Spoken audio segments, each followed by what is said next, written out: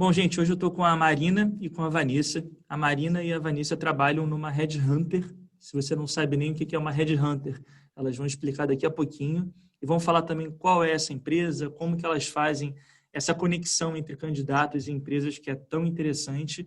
E aí a primeira coisa que eu queria pedir para vocês, Marina e Vanessa, é vocês se apresentarem. Agradeço a presença de vocês, pararem aí na agenda corrida de vocês para falar comigo.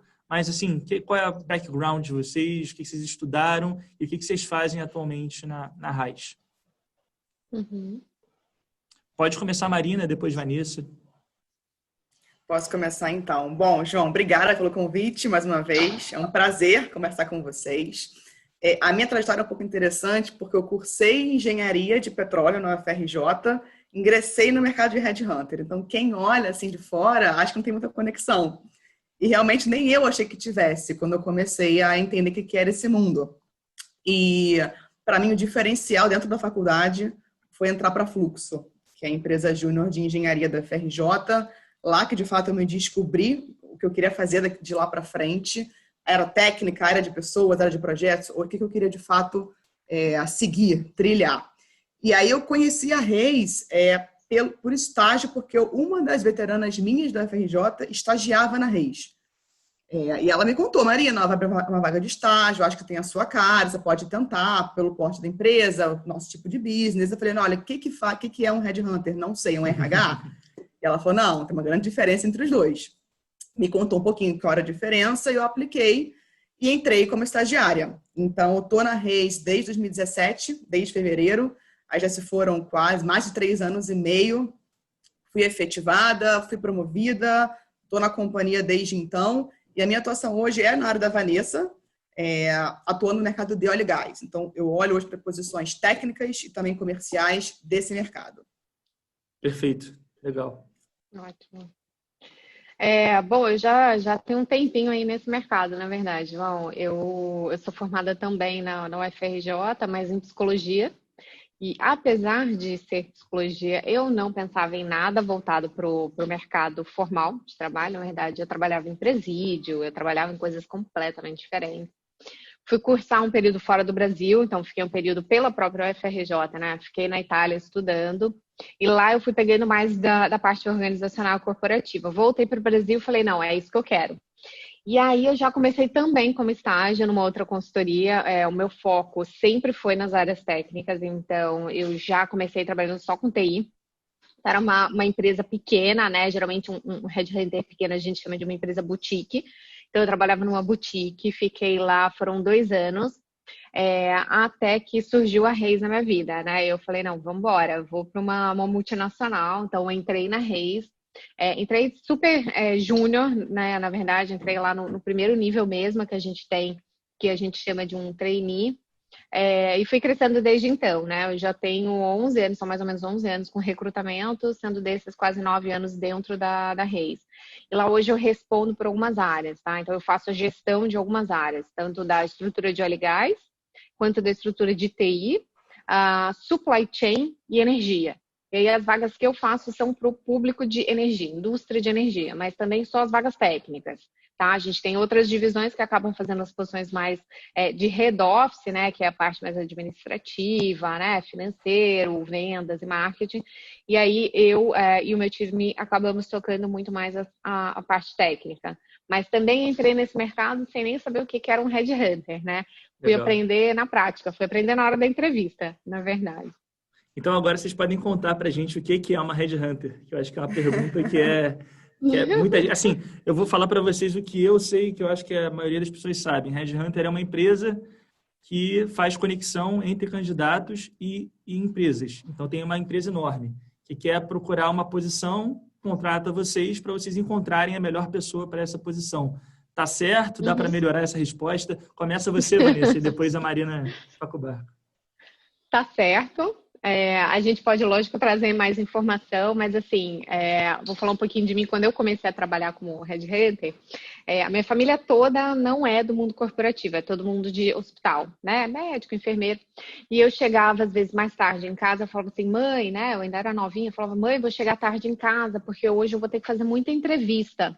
vou ter que ficar até tarde. Eu chegava em casa, minha mãe falava assim, e aí, filha, você se deu bem na entrevista? Eu falava assim, mãe, eu estava entrevistando, na verdade, o caso. Então, sim, o que a gente faz é a ponte. Então, nós somos um meio de comunicação entre as empresas que estão com aquelas posições mais difíceis de encontrar no mercado e os profissionais que estão no mercado. E grande parte das vezes, o nosso contato é com profissionais que não estão olhando o mercado.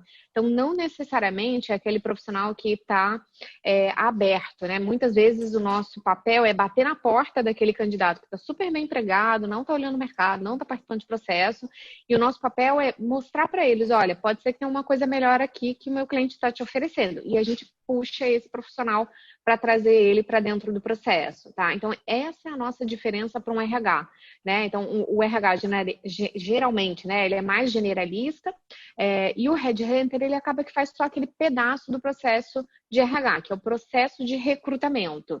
E aí, dentro desse processo de recrutamento, a gente ainda quebra em várias fatias pequenas, que são as unidades de negócio, óleo e gás, TI, né? Então, o nosso papel é ser muito especialista dentro daquele mercado que a gente está recrutando e conseguir achar as pessoas que o RH não achou. Porque o RH vai acabar fazendo a divulgação pelo próprio site da empresa, né? Fazendo processos. E o nosso papel é achar aquela pessoa que o RH, por ter muitas atividades, às vezes não conseguiu ou não teve um tempo de achar essa pessoa que às vezes não está olhando o site da empresa dela. Então, de uma forma resumida, é esse o nosso papel. Legal. E aí, só complementando a pergunta, a Marina pode responder. Vocês fazem, então, esse trabalho de detetive, de encontrar a pessoa, mas vocês fazem o refinamento também? Então, por exemplo, tem 5 pessoas que estão no potencial. Vocês abordam elas, chegam a fazer algum nível de filtro para passar para a empresa os melhores, ou vocês só apontam os nomes para as empresas? Então, a gente faz esse filtro, sim, através das entrevistas. Então, óbvio que eu tenho, sei lá, 20 pessoas disponíveis para essa posição. Vou caminhar para aquela empresa, as 5, 4, que na nossa visão de entrevistador, e com filtro técnico também do perfil, são as que melhor se encaixam para essa vaga. E o que a Van falou é interessante destacar que a maioria dos candidatos nossos, de fato, não estão olhando o mercado. Muita gente acha que não, só procura a gente quem está desempregado. A gente, como recrutador, só vai até pessoas desempregadas. Isso não é 100% verdade. Tem os dois lados da moeda o tempo inteiro. Legal, perfeito. Vanessa, não sei se você pode compartilhar comigo, com as pessoas que estão assistindo, mas se puder, quais são as empresas que procuram vocês para fazer esse tipo de conexão? Se não puder, não tem problema. Sim, sim. Não, é de todo porte, tá? Até por ser um serviço muito especializado, né? É muito comum serem empresas de grande porte, tá? Então, vou te falar, eu estou 11 anos nesse mercado. No início de uma atuação de um headhunter, que foi por volta aí dos anos 2008, que a gente começou a ter mais aqui no Brasil isso, porque lá fora do Brasil é bem antigo, né? No Brasil nem tanto. Eram geralmente empresas multinacionais que buscavam o nosso serviço, tá?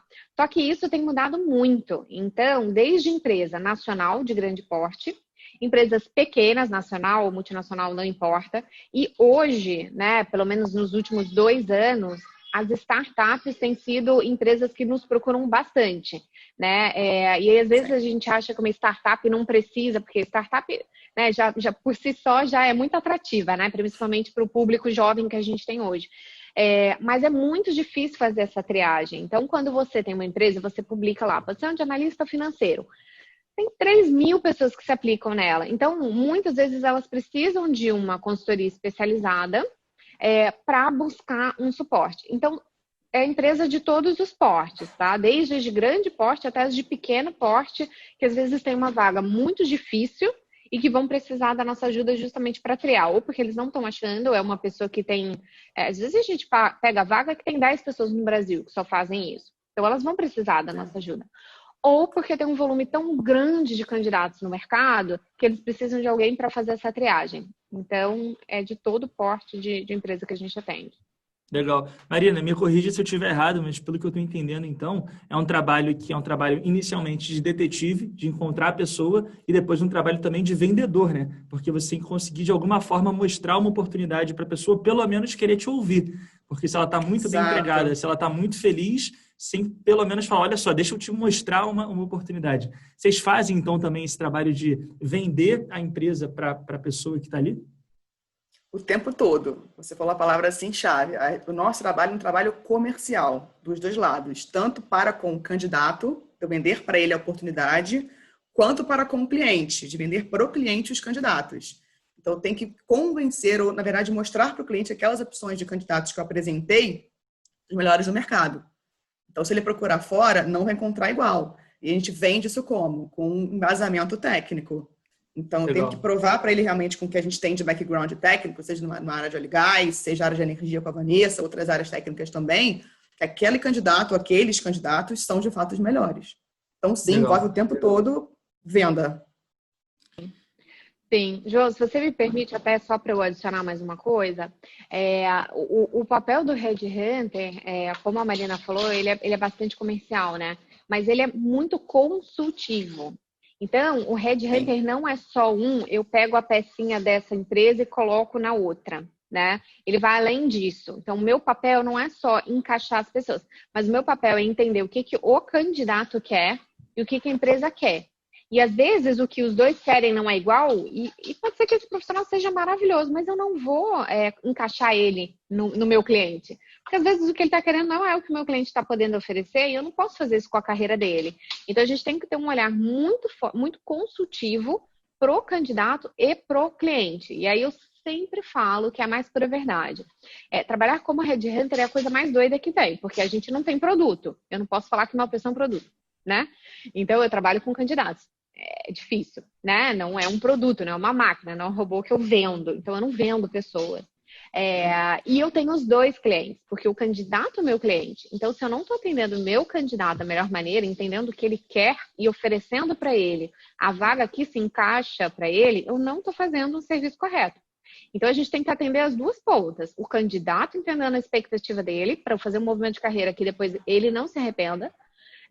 E é o meu cliente que está me pagando, que é a empresa. Legal. E só para entender o final do fluxo, vocês fizeram o trabalho de detetive, vocês fizeram a venda, encontraram 3 pessoas que têm um fit com uma vaga. Vamos supor o João, o Marcos e a Luísa. Vocês passam isso para o RH da empresa e o RH da empresa tem esse trabalho final de escolher um dos 3, é isso? Isso, o RH, e aí tem etapas internas com o cliente normalmente. Então, passa pelo RH, primeiro crivo, depois passa pela parte de gestão técnica, enfim, e o processo fecha. Mas toda essa parte de acompanhamento do candidato a gente também faz. Então, não é uma vez enviado, candidato, então, obrigado, está dentro do processo já. Não, a gente, como a Vanessa falou, a gente tem um cuidado muito grande com o candidato de acompanhar para ver se de fato o que ele está buscando para a carreira dele, a empresa pode oferecer. Eu sempre falo, é um casamento dos dois lados. Se um lado quiser e o outro não quiser, não fecha. E aí entra por trás a motivação. O que motiva um candidato hoje a olhar para o mercado e ver uma oportunidade? Por outro lado, o que motiva um cliente hoje a contratar um candidato disponível ou não para aquele processo? Então tem que ser um casamento 100%, senão não dá certo. E Vanessa, acontece de às vezes um candidato não ser escolhido para uma vaga, mas ele ficar no pipeline e depois vocês acabarem tendo contato com ele de novo? Sempre. Sempre. Sim. Como a gente tem essas divisões muito especializadas, é papel do Headhunter conhecer, lógico que é impossível conhecer todos, mas é papel do Headhunter conhecer a maioria dos profissionais dentro do seu setor. Então, é meu papel eu estar o dia inteiro entrevistando pessoas do setor de energia, para quando o cliente me liga e fala, olha, eu estou com uma demanda aqui de um gerente de manutenção para geração de energia. Opa, eu lembro do fulaninho que eu já entrevistei. Deixa eu ver se eles têm interesse, eu já ligo. Então, nosso trabalho é muito proativo, não é passivo, tá? E a maioria das vezes a gente acaba fechando, né? Uma vez que, por exemplo, no meu caso, eu já estou muitos anos trabalhando dentro dessas áreas técnicas. Então, muitas das vezes eu fecho as vagas com pessoas que eu já conheço ao longo dos anos, então que eu já entrevistei algumas vezes. Então, sim, a gente acaba aproveitando esses relacionamentos com os candidatos ao longo dos processos com meus clientes. Perfeito. Tá, então agora eu vou para a pergunta de $1 milhão, que eu acho que é a pergunta que mais interessa quem está escutando a gente. Que é a seguinte, como que eu faço para ser achado por vocês? O que eu tenho que fazer? Tenho que colocar a melancia na cabeça e passar na rua tal? Como é que é essa procura de vocês para encontrar esses talentos? Bom, a gente tem uma atuação muito forte com o LinkedIn. Então, o nosso CRM de busca de candidatos é vinculado ao LinkedIn a nível global, fora o LinkedIn por si só. Então, por lá é minha grande fonte. Pessoas me abordam por lá, também abordo profissionais por lá. A grande, assim, dica que eu dou para as pessoas é procurar mesmo as pessoas fazer contato como headhunter, porque a gente vai responder. Óbvio, a gente recebe milhões de mensagens, então, às vezes, o tempo que a gente demora a responder, nos desculpem, porque a gente recebe um volume muito grande de e-mail, currículo e LinkedIn, mas eu, pessoalmente, respondo tudo que eu recebo, porque eu acho que é questão para o candidato de respeito. Nem que eu fale, obrigada, mas agora não tem nada no seu perfil, fica de olho no nosso site, LinkedIn, mas eu respondo. Então, para mim, a principal forma de captação, de visão de alguém, para mim, como candidato, LinkedIn. E você, Vanessa? Sim, é lógico que o LinkedIn hoje ele virou uma plataforma muito massiva, né, de comunicação. Então, sim, é uma das fontes que a gente busca. E a outra fonte que a gente busca é o próprio site da empresa, né? Então, o meu site.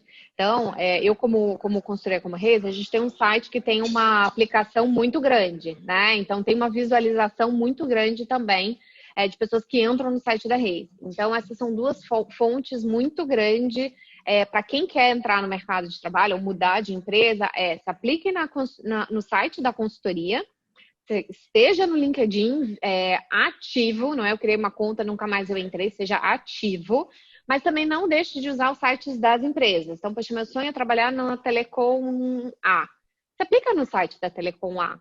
Acompanha a empresa A no LinkedIn, segue ela no LinkedIn, porque tudo que acontecer sobre essa empresa, você vai acabar sabendo e você vai ser visto. Legal. Vanessa, quando você fala em deixar o seu perfil atualizado no LinkedIn, você quer dizer em basicamente atualizar as últimas experiências ou ir além disso? Você acha que é importante escrever artigo? Vá além disso, não fique passivo, tá? O LinkedIn, ele é uma rede, né? Então, assim, o conceito do LinkedIn é uma plataforma de rede e não de busca de currículos, né? Então, não é, por exemplo, como um site onde você coloca o seu currículo e procura vaga e fica aguardando. O LinkedIn é uma rede onde você se conecta com as pessoas. Então, de novo, não é uma rede de amizade, não é um Facebook. Então, ele tem que ser usado como uma rede profissional. Então, conecte com as pessoas que fazem sentido, que são do teu meio. Adiciona as pessoas com quem você já trabalhou profissionalmente ou que fazem parte da tua rede. Então, eu sou um profissional de TI, siga as empresas de tecnologia. O LinkedIn tem muitos fóruns, participe dos fóruns, entre nos fóruns. Se você está num meio, de fato, onde você escreve artigo, publique lá dentro. Eu vejo que algumas pessoas hoje têm usado de uma forma muito bacana o LinkedIn, até de mostrar os seus sucessos. Então, poxa, ganhei um prêmio aqui na minha empresa e publica isso no LinkedIn. Então, o LinkedIn tem que ser usado além, né, de apenas estar com um perfil atualizado, uma foto legal. Ele tem que ser usado para o meio profissional, para publicar, para participar de fóruns, para participar de comunicação, usar para falar com as pessoas com quem você já trabalhou, mandar mensagem para as pessoas de empresas que você gostaria de mandar. Então, ele pode ser usado muito além. É lógico que a gente pode falar muito de LinkedIn, então, como é que você faz o approach para as pessoas? Tem muita coisa que a gente pode falar. Tudo isso tem que ser feito de uma forma muito profissional. De novo, não é Facebook, não é Twitter, não é Instagram, tá? Perfeito. Bom, vamos lá. Uma pergunta que eu queria fazer agora é o seguinte: como que vocês fazem a análise de um perfil no LinkedIn?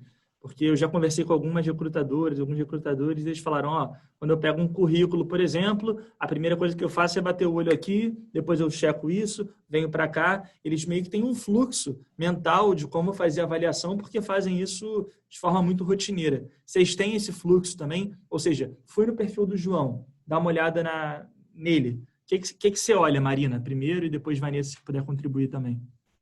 Eu acho que essa pergunta dá um gancho para a gente complementar de perfil do LinkedIn. O quão completo precisa estar. Porque se eu não boto palavras ali, descrições importantes, eu vou bater o olho no perfil, vou falar, poxa, não tem informação nenhuma, pode ser um candidato maravilhoso, mas eu não vou saber. Então, a gente pula um perfil às vezes.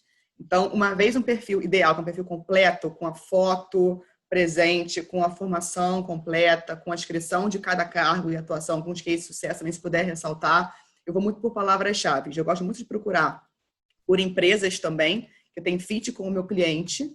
são concorrentes diretas ou que o cliente cita para mim que vale a pena buscar algum segmento específico que tem a ver com um deles.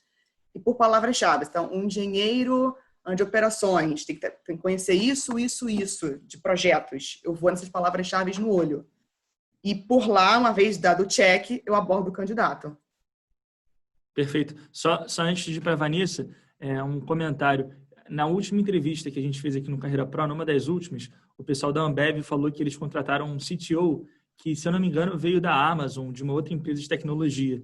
Então, isso de fato acontece, ou seja, eu estou procurando uma pessoa para a área de manutenção, que nem a Vanessa falou. Aí vocês procuram uma empresa que é referência no mercado de manutenção para fazer esse tipo de busca? Isso, também. Ou, por exemplo, empresas de óleo e gás. O cliente fala, Marina, olha, hoje a gente está vendo também muito, João, essa multidisciplinaridade. Então, não estou fechada só numa empresa. Eu não quero só, obviamente, que o ideal é vir daquele segmento, mas pode ser um cara que vem de um outro segmento siderúrgico, petroquímico, que pode se encaixar em óleo e gás. Então, eu vou por empresas sim target. Olha o filho da Vanessa aí. Home office, o novo normal. Mas vou sim nas melhores, em geral. Porque de lá vem o target para mim ideal. Ali está a régua para mim. Sim. Legal. Mas se eu puder complementar, João, eu concordo com o que você comentou, né? Cada vez mais a gente está vendo uma mudança das empresas, tá? Então, por exemplo, antigamente, acho que o mercado, ele era muito... Deixa eu só pedir uma ajuda aqui pro meu marido, para ver se, Fica à vontade. se o B vai para lá. O mercado era muito esse, né? Era bem quadradinho. Eu trabalho em óleo e gás, eu só quero pessoas que sejam do mercado de óleo e gás, né? Hoje em dia, o mercado, muitas vezes, procura o profissional com o skill. E não necessariamente precisa ser de um concorrente direto, tá? Então, por exemplo, a gente tem feito movimentos de pessoas para indústria de varejo, mas que nunca trabalharam na indústria de varejo, né? Justamente para quê? Para poder trazer processos diferentes. Então, se eu estou dentro de uma empresa de varejo, eu quero mudar a cultura, eu quero mudar o processo, eu vou trazer uma pessoa, talvez, que venha de uma outra indústria, porque vai vir com uma outra cabeça, não vai vir com os vícios. Então, não necessariamente vai ser uma indústria correlata nem concorrente. A gente fica aberto também para profissionais diferentes. Só que se o LinkedIn não traz também as competências do profissional, não tem como a gente ver esse potencial. Né? Porque, de novo, é um documento. Então, é difícil de você conseguir ver o potencial do profissional quando é só no LinkedIn. Então, tem que estar bem preenchido para que a gente consiga pensar em coisas correlatas. Então, reduzir... Poxa, trabalhei muito forte no CAPEX. Legal, eu estou com uma posição que tem o CAPEX. Poxa, pode ser correlato, pode fazer sentido. Então, de colocar palavras-chave de resultados também, para que a gente não fique só indo num negócio concorrente. Perfeito. Perfeito, interessante. Tá, gente, já falamos então um pouco sobre LinkedIn. Uma curiosidade que eu tenho pelo que eu estou entendendo do mercado de vocês, a maioria das pessoas que são buscadas são pessoas que já têm, então, uma posição, já têm um emprego. É comum também vocês procurarem pessoas que estão fora do mercado? O quão comum é isso acontecer? Super comum. Não tem um critério, um crivo. Só posso olhar para gente empregada ou gente desempregada. Não. É um fato de curiosidade mesmo, porque muitas pessoas fora do mercado de headhunter acham que a gente só procura gente desempregada. E não é isso. A gente olha os dois mundos o tempo todo. É muito mais pelo perfil do candidato ideal para a empresa do que se está empregado ou desempregado. Perfeito. Quer complementar, Vanessa?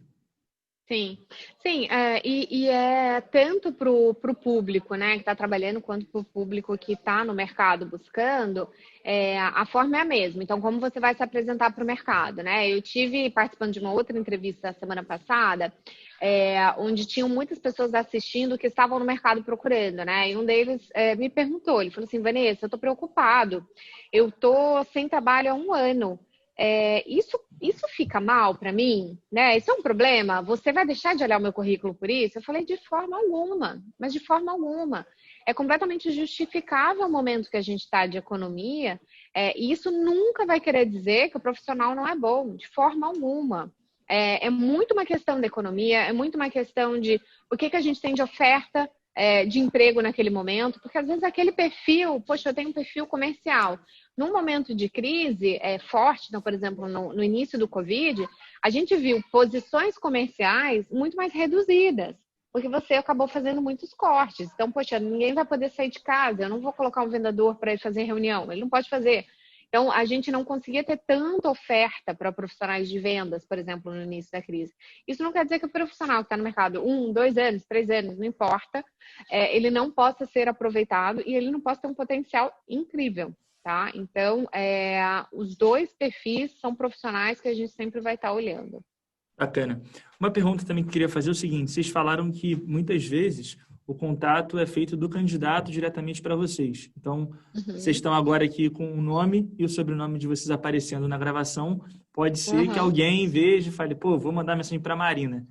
E aí a pergunta que eu faço é, existe a forma certa de fazer esse approach? Porque, como a Vanessa falou, LinkedIn não é Facebook, não é Instagram, não é para falar, e aí, como é que tá? Beleza, tranquilo. Deve ter um roadmap para você ser um pouco mais cordial e um pouco mais certeiro. O que vocês diriam de boas práticas de uma pessoa que está ali no LinkedIn e quer entrar em contato com vocês? Como fazer essa abordagem? Quer começar, Van? Eu começo. Pode falar, pode falar. Olha, na minha visão, assim, não tem uma receita de bolo. Eu acho que foi o que você falou. Não é o Facebook, não é o Instagram, então requer uma formalidade para conversar. Mas assim, Marina, tudo bom? Boa tarde. Vi que você trabalha na consultoria de recrutamento na Reis, você atua com a Ligás, é a área na qual eu atuo. Tem interesse em fazer um contato com você para networking, para futuras oportunidades. Segue meu currículo. Ótimo. Num caso de não ter vaga. Quando tem a vaga no perfil da pessoa e a pessoa se interessou, também me aborda. Marina, me manda o link da posição. Tudo bem? Vi que vocês postaram uma posição assim, assim, assim, com esse escopo. Tenho interesse. Caso queira me conhecer, segue meu currículo. E anexa. Então, assim, direto, objetivo, eu abro todos, todo mundo olho, e uma vez que, de fato, eu tenho um perfil bom com a vaga, na mesma hora eu ligo para a pessoa, para fazer esse primeiro approach já. Legal. Complementa, Vanessa. Exatamente. É uma ferramenta profissional. Então, assim, não tem informalidade. Então, assim, quando você está fazendo um approach com uma pessoa, vai direto ao assunto. Então, assim, muitas vezes eu recebo uma mensagem de assim, oi, tudo bem? E não vem mais nada, como se a pessoa estivesse esperando eu responder. Eu falo, gente, isso não é um MSN. Então, assim, vai direto ao ponto. Então, oi, tudo bem? Estou entrando em contato com você por causa disso, disso, disso, né? Então, entenda que a gente precisa respeitar o tempo do outro. Eu uso o LinkedIn da mesma maneira, tá? Então, assim, eu não só recebo, eu mando mensagem. Eu mando mensagem para candidato, eu mando mensagem para cliente. Eu uso como uma ferramenta comercial. Então, eu, da mesma forma, eu tenho que ser objetiva quando eu estou mandando a mensagem. Eu vejo que muitas vezes as pessoas escrevem um texto enorme no LinkedIn se apresentando. Não precisa. Faz um breve resumo. Oi, tudo bem? Eu me chamo tal, eu tenho 5 anos de experiência, o meu foco é em análises financeiras, planejamento estratégico. Caso você tenha uma posição no meu perfil, estou à disposição. Ponto. Em uma frase, você resume um pouco do teu perfil e coloca que você está à disposição. Não fique chateado se você não receber uma resposta, tá? Às vezes eu também não recebo a resposta dos meus clientes ou de candidatos. Eu não posso ficar chateada. Eu tenho que entender que a pessoa não viu ou teve qualquer outra questão, enfim. Eu não posso ficar chateada. Então, eu já vi alguns candidatos que mandam uma mensagem e dá um dia a pessoa manda uma mensagem de novo. E você vê que a pessoa mudou um pouco de tom. Oi, poxa, você ainda não viu minha mensagem. Então, assim, entenda que essa mensagem vai ser visualizada em algum momento. Pode ser que ela acabe não sendo visualizada naquele momento. E digamos que uma semana depois, né, o headhunter ou a pessoa do RH fala assim, poxa, eu vou fazer uma busca por esse perfil. E ela acha o seu perfil. E aí ela vê uma mensagem, né, que ela recebeu, que não teve um approach correto, muitas vezes ela vai deixar até de falar com esse candidato. Então, cuidado com o approach objetivo, direto ao ponto e resumido o teu perfil. Legal. Isso já aconteceu, Vanessa, com você? De você procurar alguém e ver que tem lá no seu inbox uma mensagem mal criada? Já. E, gente, a gente tem que cuidar com o que está na internet. Tudo que a gente coloca na internet, em algum momento, vai ser visto. Então, a gente tem que cuidar com a nossa imagem, né? Eu acho que, por um outro lado, é muito bom que a gente está deixando de ser aquela indústria careta, né? Que a gente era antigamente, que a pessoa não pode nem ter vida pessoal, né? Então, por exemplo, isso que aconteceu aqui, o meu filho apareceu na câmera. Nossa, antes era um pânico, as pessoas não podem saber que eu tenho um filho pequeno para cuidar. Ou eu postei uma foto minha com um monte de amigo e, poxa, isso não pode ser postado? Claro que pode. A gente não tá mais naquele mundo careta que a gente estava antigamente, o que é ótimo. As pessoas podem ter vida pessoal fora do trabalho. Mas muito cuidado com o que você escreve no LinkedIn. Muito cuidado com o que você posta. Eu vejo muitas vezes pessoas postando informação não, opinião pessoal no LinkedIn, por exemplo, contra empresas. Ah, que absurdo, a empresa tal fez isso. Talvez daqui a um mês você esteja querendo trabalhar nessa empresa e você não vai trabalhar nessa empresa, porque você vai ser pesquisado e vão ver o que você postou.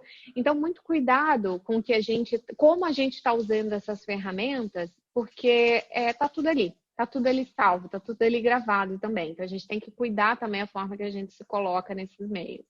Perfeito. Perguntar agora para a Marina, uma coisa que ficou na deixa do que a Vanessa falou, sobre tomar muito cuidado com o que você posta na rede social como um todo. Essa pesquisa por candidato, ela vai além do LinkedIn? Ou seja, em alguma situação, pode ser que você procure a pessoa, talvez no Instagram, para ver alguma informação além dela? Porque eu já ouvi muito assim, o cara colocou uma foto errada, uma posição, às vezes, contrária ao que a vaga queria no Insta e o recrutador ou headhunter checou essa informação. Vocês fazem, na prática, essa busca mais complementar ou não? Olha, João, eu sinceramente vou pro LinkedIn, eu paro no LinkedIn. Eu não vou além de Facebook, eu não vou além de Instagram, foi o que a Vanessa falou. O LinkedIn é uma ferramenta extremamente completa e formal. Então, ali é minha fonte principal. Sinceramente, eu não vou além. Perfeito. Sim. A gente tem que cuidar muito, assim, você vai receber diversas respostas, né? Você vai ver headhunter ou pessoas de RH que fazem a busca no Google, sim, joga o nome da pessoa. Mas como a gente acaba fazendo muito referência, então, assim, todo candidato que a gente coloca no nosso processo, a gente colhe referência, né? Então, a gente liga para as pessoas que já trabalharam com ele, então a gente acaba fazendo esse filtro. Mas, sim, isso é feito. Então, muitas empresas vão fazer uma busca para ver o que está sendo falado, de fato, do nome dessa pessoa. Então, isso pode acontecer. Bacana. E sobre essa referência, como que acontece, Vanessa? Por exemplo, eu trabalhei durante um tempo na L'Oréal, antes de começar a empresa e tal. Aí lá no meu LinkedIn, talvez tenha o nome da pessoa que foi meu par, foi meu chefe. Acontece de vocês ligarem para a pessoa e falar, pô, o que você achou do João? Trabalha bem? Isso é real? Sim, isso é real. Do outro lado, a gente faz isso, e aí eu te digo isso através da empresa que eu trabalho, tá? A gente tem que ter muito cuidado de como fazer isso, porque se a pessoa está trabalhando, a gente não pode ligar sem avisar, né? Algo muito... Pode ser algo um pouco antiético, pode causar muito transtorno para essa pessoa. Então, a gente pede para que a pessoa passe também algumas referências. A gente tem sempre que ter um número de pessoas que eu liguei para garantir como é que é essa pessoa no ambiente de trabalho. Então, um antigo gestor, um par, se essa pessoa é um líder, né, um ex-liderado, ou se a pessoa se sente super à vontade de mandar alguém da empresa, melhor ainda, deixa eu falar com alguém que trabalha com você. Mas isso tem que ser feito de uma forma muito cuidadosa, né, para a gente não expor essa pessoa que está trabalhando. E por um outro lado, é muito cuidadoso para a gente também, a gente tem que cuidar com o que a gente está ouvindo. Porque não necessariamente porque veio uma referência negativa que essa pessoa não é um ótimo profissional, né? A gente nem sempre agrada a todos. Então, não quer dizer que tem uma pessoa falando que o João não foi profissional na L'Oréal, que ele não foi profissional na L'Oréal. Eu tenho que colher referência com várias pessoas. Pode ser que seja uma pessoa com que você precisou ter um entrave, fez uma mudança de processo que a pessoa não gostou, e aí ela vai falar mal de você. Então, a gente também tem que cuidar muito com as referências que a gente escuta dos profissionais aí no meio de trabalho. Legal, Vanessa. Uma pergunta que eu queria fazer agora é a seguinte: vocês, depois de fazerem a seleção, fazem entrevistas. O que vocês dariam como dica para quem está assistindo aqui e vai fazer uma entrevista? Seja com um headhunter ou com um profissional de RH, porque, pelo que eu entendo, o objetivo das entrevistas que um headhunter faz com o candidato e um RH faz com o candidato são parecidos. O que você dica para um candidato que vai participar de uma entrevista? De forma mais geral, depois a gente vai afunilando. Pode começar a Vanessa, depois a Marina complementa.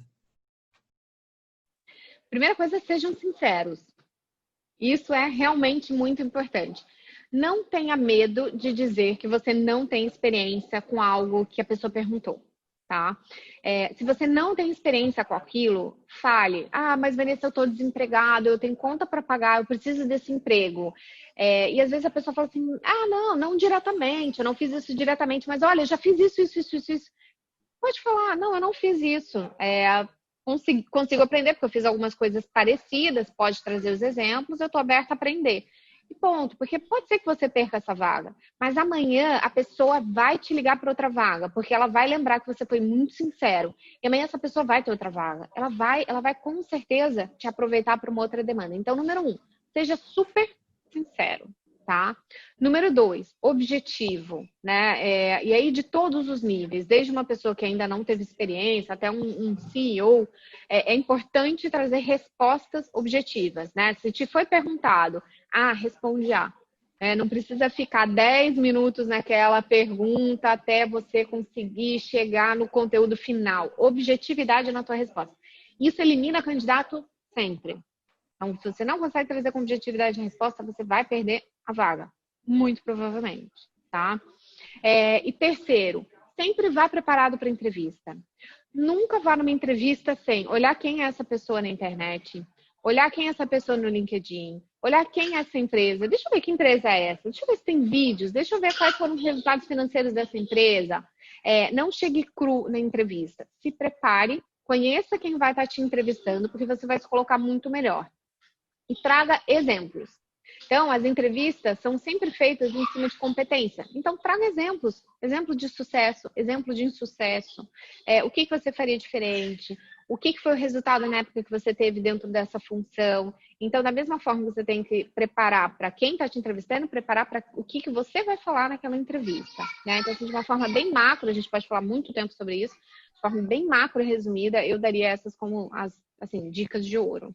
Legal. Só antes de ir para a Marina, pedir mais uma opinião sua, Vanessa. Quando você fala para a pessoa trazer exemplo, então para ela olhar para a trajetória dela e aí tentar tangibilizar, por exemplo, eu sou uma pessoa organizada. Como que eu fui organizado, em que situação, e mostrar isso para você, no caso. Seria isso? Exato. Vai ser muito em cima das perguntas que estão sendo feitas, né? Você não precisa começar a entrevista já se vendendo um monte, né? Queria trazer aqui alguns exemplos de sucessos mesmo. Espera como é que a pessoa vai conduzir a entrevista. Mas, poxa, o que você fez na L'Oréal, João? Olha, minha função na L'Oréal, eu fiz isso. Acho que vale a pena eu trazer alguns projetos que eu fui envolvido, tá? O projeto que eu fiz foi esse. O resultado que eu tive foi esse, tá? E muito cuidado quando você estiver falando os teus sucessos. Ninguém faz nada sozinho, em empresa nenhuma, em lugar nenhum da sua vida. Então, cuidado para você não ser eu trouxe um resultado financeiro na empresa, eu consegui reduzir o OPEX, eu mudei o CAP. Então, assim, cuidado, que não fazemos nada sozinhos. Então, a forma que você se coloca também dos exemplos dizem muito sobre quem você é, e isso vai estar sendo avaliado. Bacana. Obrigado, Vanessa. Marina? O que eu queria só fazer de dar um adendo, além de tudo que a Van falou, estrutura de entrevista, vir preparada, é muito importante. Ler antes que vai te entrevistar, até para criar um engajamento com a pessoa. Então, quem é essa pessoa que eu vou conhecer? O RH, é o gestor? É um bate-papo mais técnico ou mais comportamental? Se for um RH ou se for um gestor. Então, o discurso muda também.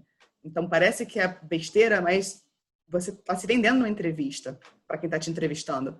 Então, são pontos importantes. Além de vou focar sempre, eu sempre destaco a comunicação e a energia da pessoa. Isso conta muito. Você pode ter um currículo que você morou fora, fala tantas línguas, já fez tantas pós-graduações, mas se você não tiver não passar pra gente aquela vontade de, olha, eu quero a vaga, não sei, como a Van falou, não sei isso aqui, mas eu estou disposto a aprender mesmo, se for possível, quero me desenvolver, isso compra um gestor e um RH. É a tal do soft skills. Então, comunicação e a energia, o engajamento. Ainda mais para quem é mais júnior, de quero tentar um trainee. Nunca trabalhei, nunca fiz nada. Como é que eu vou me vender numa entrevista? Principal ponto, acho que é o brilho nos olhos. Eu lembro quando eu entrei para a empresa, quem me contratou na época falou, olha, eu gostei que você queria tanto a empresa, que você passava que você queria tanto brilho nos olhos, não sei, mas eu vou aprender, eu tô aqui, que precisar, conta comigo.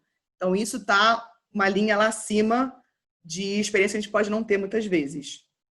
Perfeito, Marina. Eu queria fazer uma outra pergunta sobre entrevista, mas antes você falou uma coisa que me chamou a atenção sobre trainee. Vocês fazem prospecção para vagas de trainee também? Uhum. Não é o nosso foco. mas pode acontecer, né, Van? Sim, a gente ainda, só para explicar um pouquinho como é que a gente faz posições de grande volume, então sim, a gente pega processo de trainee quando é volume, tá? Até porque trainee geralmente é quando é um grande volume, né? Ou aí entra como um analista júnior, tá? E aí a gente faz as posições de analista júnior. Para júnior, eu gosto muito de falar, gente, todo mundo começou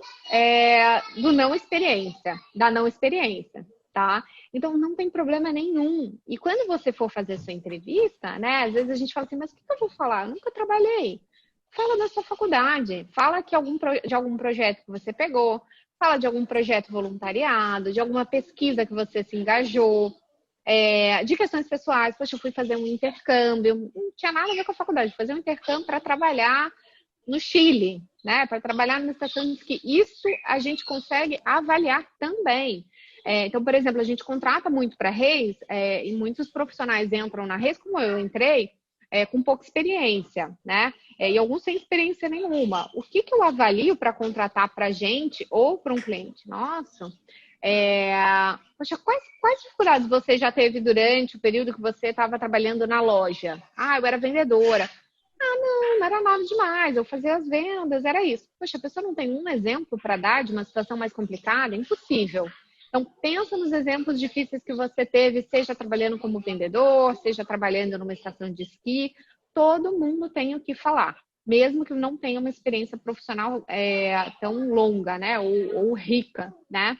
Mesmo que não tenha essa experiência profissional. Bacana. Gente, me encaminhando já para o final, a última pergunta que eu queria fazer é o seguinte.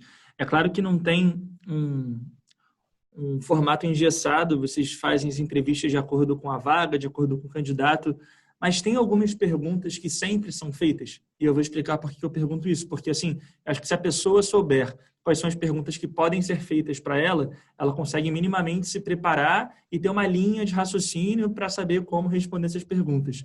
E aí eu queria saber quais são as perguntas que estão aí na lista da Marina, as perguntas que estão na lista da Vanessa, que não necessariamente são as mesmas, mas que vocês costumam fazer para os candidatos que vocês entrevistam. Pode começar a Marina, depois Vanessa complementa. Bom, João, acho que é assim, o primeiro ponto é a pessoa contar a história dela. Então, a gente deixa a profissional muito à vontade, me conta a sua trajetória, ponto. Então, o grande ponto vou contar um storytelling. Então, já preparar em casa, treinar com um espelho, com alguém, eu contar a minha história, sem fixar em nenhuma pergunta. E aí, em cima do que a pessoa está me contando, eu vou direcionando para algumas perguntas técnicas que eu vejo que a empresa está precisando. Então, não tem um padrão específico de perguntas. Depende muito do tipo de vaga. Mas eu sempre pergunto para a pessoa, cases de sucesso eu gosto de saber, foi o que a Vanessa falou, aí você vai medir o quão engajada a pessoa foi, ou a pessoa ou a pessoa não foi com aquele processo, aquele projeto. Também sempre pergunto o case de insucesso, porque ali a gente vê o quanto que o profissional conseguiu contornar essa situação, o que ele fez de fato para conseguir ou crescer e amadurecer, ou que ele não conseguiu enxergar naquele momento. Então, eu não vejo mais uma pergunta específica. Óbvio, assim, parte técnica, algum sistema que você domine, Excel, ou se precisar PowerPoint, Power BI, idioma inglês, a gente testa também com o candidato, porque precisa muitas vezes para ir para a próxima fase. Para perguntas específicas, que eu tenho lá no meu check, não tem assim nada direcionado. Uhum. Perfeito. Eu gosto de fazer algumas perguntas. Então, o que a Marina falou, né? Cases de sucesso, exemplos relevantes. Eu sempre pergunto qual foi o maior desafio que você teve nessa função. Seja na função, seja na faculdade, seja no estágio, qual foi a coisa mais difícil que você enfrentou lá dentro? Sempre é muito rico a resposta que a pessoa que vem preparada me traz, né? Então, olha, a coisa mais difícil que eu tive foi, poxa, lidar com uma área que estava com muito problema, ou eu tive um gestor um pouco mais complexo para eu lidar. Por quê? O que a gente pergunta em cima disso? Como você reagiu? O que você fez? Né? O que você faria de diferente? Então, são sempre perguntas que a gente vê poxa, será que a pessoa se desenvolveu ao longo desse tempo? Porque não quer dizer que eu fiz alguma coisa que eu me arrependo, né, há 2 anos atrás, que eu não seja uma boa profissional. Eu faria diferente. Hoje, a Vanessa que eu sou, provavelmente eu faria algo diferente 2 anos atrás. Então, eu sempre trago isso, né? Qual foi o maior desafio que você teve nessa função? Case de sucesso, como a Marina falou. Então, me conta alguma coisa muito bacana que você realizou e que você se orgulha. tá? Até para a gente ver o nível da dificuldade desse desafio que ela enfrentou e aí a gente vê o nível de senioridade da pessoa também para eu encaixar na vaga certa. Eu sempre pergunto, o que faria você sair de onde você está? O que faria você aceitar uma proposta de emprego? Isso, para mim, vai deixar muito claro do que a pessoa quer realmente. E, João, é incrível como muitas vezes as pessoas não sabem responder essa pergunta. E aí eu falo para a pessoa, olha, acho que você tem que refletir o que você quer para a tua carreira. Assim, de primeiro, pensa um pouquinho mesmo, porque nem sempre a gente sabe. A verdade é essa, às vezes eu não sei o que eu tenho certeza que eu quero para minha carreira. Mas aí eu trabalho com um candidato isso. Vamos pensar o que você quer? Porque eu consigo te direcionar para a vaga certa, né? Eu consigo ficar na minha cabeça que tipo de vaga que eu vou te ligar. É muito importante que você saiba o que você quer para sua carreira, porque senão você pode deixar de conseguir uma vaga por causa disso. Porque a pessoa do outro lado vai falar assim, cara, nem demonstrou interesse nessa vaga que eu tô fazendo, né? Eu sou RH, puxa, a pessoa parece que nem quer, porque às vezes ela não sabe o que quer. Então, sempre esteja preparado para essa pergunta. Que tipo de oportunidade você quer? O que você espera dessa função que eu estou te oferecendo? Então, são essas as perguntinhas mais básicas que eu não deixo passar. Legal. Então, Marina, Vanessa, muito, muito obrigado por terem topado participar desse bate-papo aqui comigo. Foi muito legal. Eu, pelo menos, entendo muito melhor agora sobre como que atua uma headhunter do que antes da conversa.